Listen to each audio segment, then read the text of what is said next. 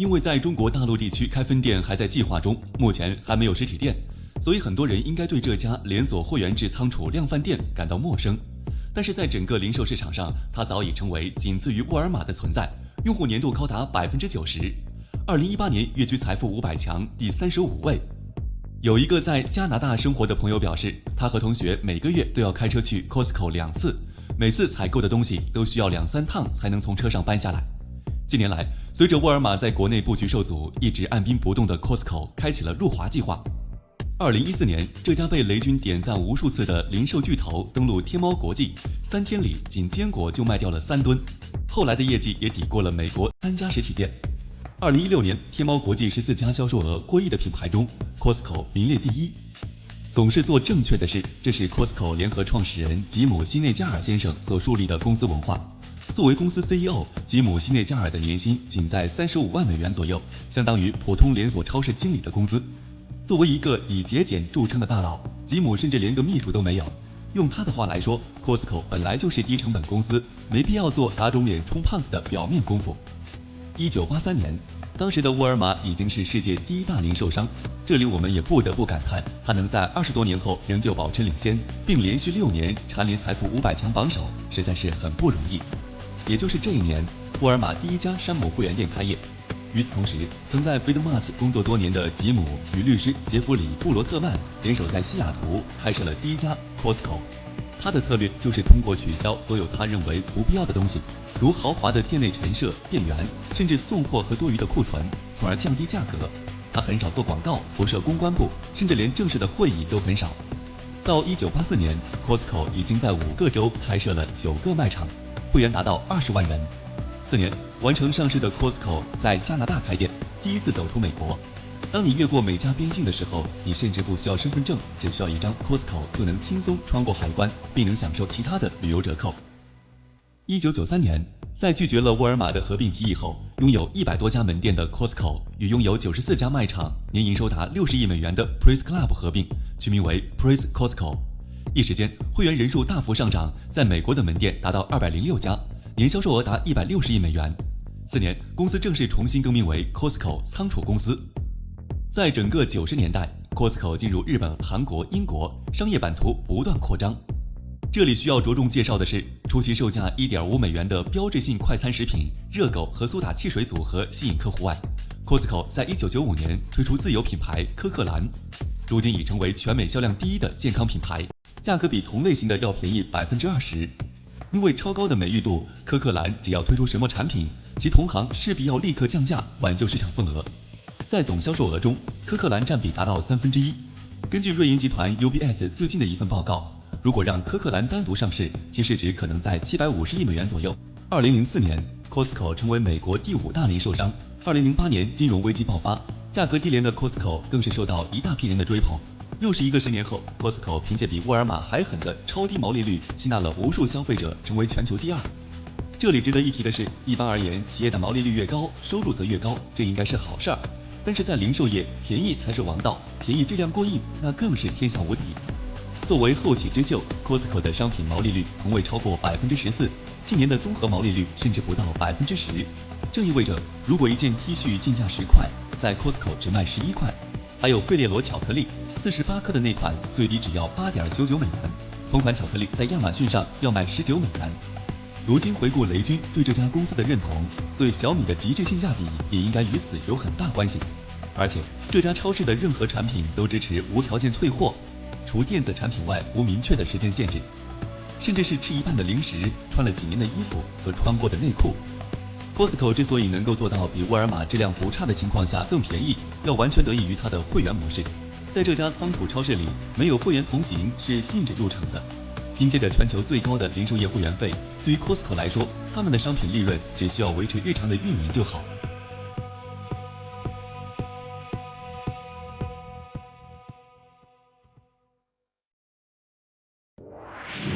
前段时间的奥斯卡颁奖典礼上，韩国影片《寄生虫》出尽了风头。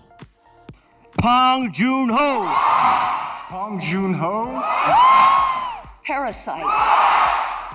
致辞环节，留着一头红发的李美静代表整个剧组做最后的发言。她是 CJ 娱乐集团的副总裁，后者是韩国一家娱乐公司。除了《寄生虫》，还制作过2部非常出色的影片《共同警备区》和《杀人回忆》。李美静还有一个身份，她的父亲是李梦熙，祖父是韩国三星集团的创始人李秉哲。三星已经很久没有提到过这家公司的名字了，它最近发布了新手机，屏幕依然很漂亮，但是大多数人在提到三星的时候，总是绕不过手机爆炸这件事儿。2年前的视频里，我们说过，韩国人的一生都离不开三星，太夸张了吧？凭什么？在几乎从中国市场消失后，我们今天用更大的篇幅再聊聊这个让韩国政府都礼让3分的超级企业。触摸品质，发现未来，欢迎观看10万个品牌故事之韩国超级企业巨头三星。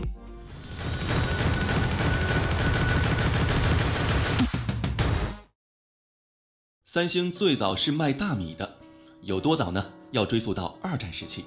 后来李秉哲不卖大米了，他在大邱西门市场附近买了一家825平米的店铺，开始经营三星商会。主要业务是把大邱一带的果蔬和浦项出产的干鱼片卖到中国。前2次创业，李秉哲都在卖东西，他觉得不能总是局限在这个圈子里，于是大手一挥，用10万韩元买下了一家酿酒厂。此时距离三星商会成立仅过去了1年。有人可能会问，李秉哲第1次创业的钱哪来的？也没什么，老富二代了。他出生在一个富裕的农民家庭，大学因重流感没念完，靠着继承产量约32000公斤的祖田跑去经商。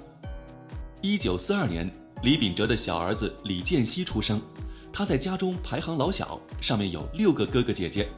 当时正值李秉哲的事业上升期，所以李建熙一断奶就被送到了乡下老家，4岁才回到大邱。家中无人照看他，所以李建熙后来回忆童年时也表示，自己好像一直都是一个人。1948年，李秉哲举家搬到了首尔，出资75%成立三星物产。凭借此前的经验、充分的市场调查和对贸易动向的研究，三星物产势如破竹，业务扩展到了整个东南亚，产品达100种。短短2年后，三星物产坐上了韩国贸易界的头把交椅。1950年2月，李秉哲等15名韩国大亨受邀访问日本。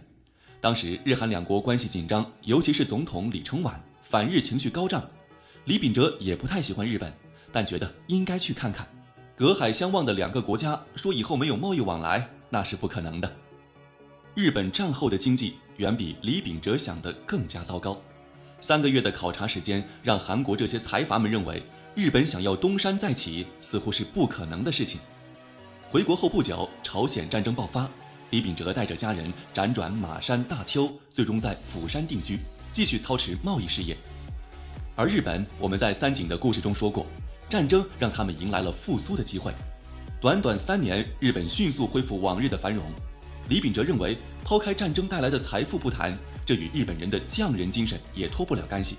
于是和2个哥哥一样，李建熙被父亲送往日本，与相差10岁的2哥生活在一起。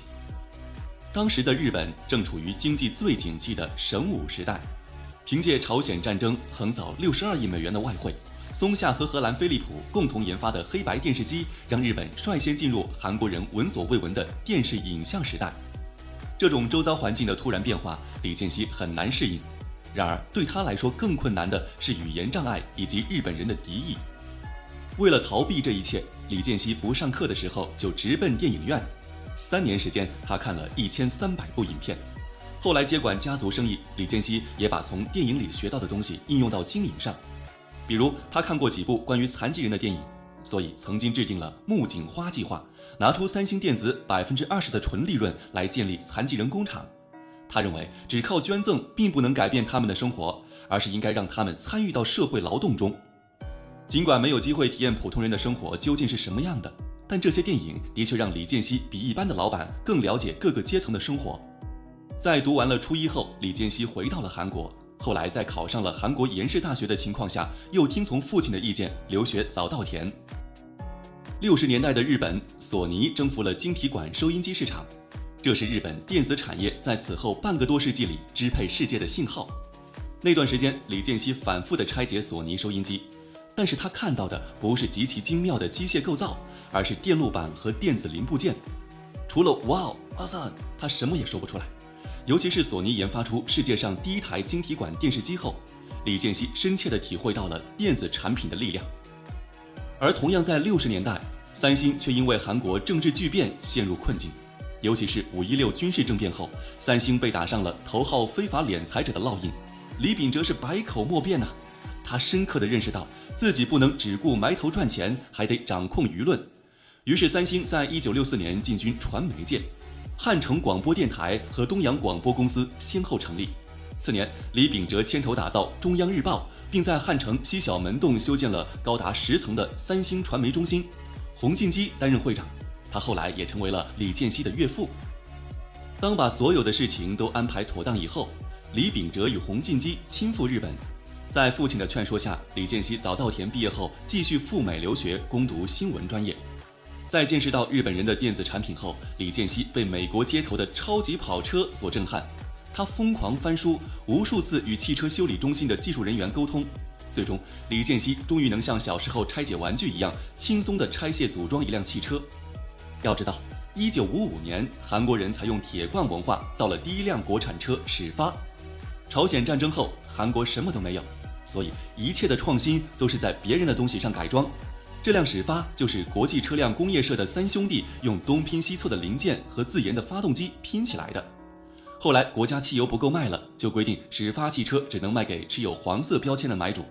再加上5.16军事政变和雪佛兰前身大宇汽车的冲击，始发于1963年停产。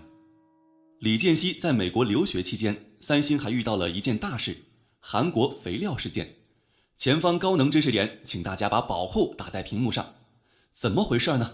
得从三星与政治的关系说起。李秉哲本人是不想参政的，可他的父亲和李承晚一起参加过独立运动。韩国独立后，李承晚势单力薄，就想拉李秉哲入伙。李秉哲不想当官，所以答应李承晚挂名入伙。1957年，韩国政府宣布银行民营化，李承晚怂恿李秉哲收购银行，但当时的韩国银行毫无利润可言。在连续收购了韩一银行、商业银行和朝新银行后，1960年李承晚垮台。在野民主党把控股3家银行的三星集团定义为非法敛财者。关于这个罪名是否成立，其实众说纷纭。话题吵得不可开交之际，陆军少将朴正熙开着坦克驶过汉江大桥，发动5.16军事政变，推翻了民主党，然后继续把三星、李秉哲看作是勾结政府、非法收购银行的头号敛财者。世人都觉得李秉哲走了后门收购银行，实际上他1分钱没赚到，有苦说不出呀。1964年年底，为了在下一届选举中占据有利地位，朴正熙约见李秉哲。朴正熙表示：“你不是想盖肥料厂吗？我支持你，给你地，前提是必须在总统大选前盖好。”就这样，李秉哲得到了蔚山工厂用地和建厂许可。产量30万吨的肥料厂在当时绝对是大工程，三星一个人也搞不定呢。于是收到了日本三井集团提供的4200万美元贷款。三井还表示，三星可以吃100万美元的回扣。问题就出现在这里，账户上多出了100万美元，如何做到不被媒体发现呢？李秉哲把这件事情告诉了朴正熙，朴正熙想了一个办法：我们先拿这钱在国外买货，然后拿到韩国卖，得到的利润一份朴正熙自己拿，一份用于建设资金，剩下的用于韩国肥料的运营资金。李秉哲的长子李梦熙算了算，这样下来100万应该能变成400万。他们买了什么呢？有冰箱、马桶、机床，以及后来被查处的磷钾苯磺酸铵。而查到走私这事的，恰好是被朴正熙所排斥的政党势力。此后的几个月里，三星迎来了铺天盖地的指责，各路媒体轮番发难。他们还有一个意图，就是打压三星刚刚成立的媒体事业。1965年，朴正熙大锅一甩，李秉哲公开表示会把韩国肥料厂捐给国家，闹剧就此告一段落。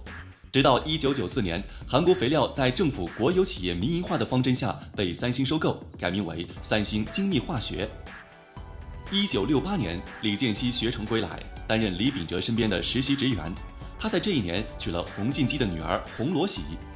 年底，28岁的李健熙摘下了实习生的标签，被任命为韩国中央日报和东阳广播公司的理事，一干就是10多年。肥料厂事件后，李秉哲痛定思痛，想在电子产业里寻找机会。而继是1958年进军电子产业的，东洋精密、大韩电线也在1959年紧随其后。三星因为各种突发情况晚了10年左右，起步困难重重。为了贯彻技术是唯一出路，经过艰难摸索，李秉哲找到了日本电器和三洋电机，想与这2家公司共同出资建立三星电子。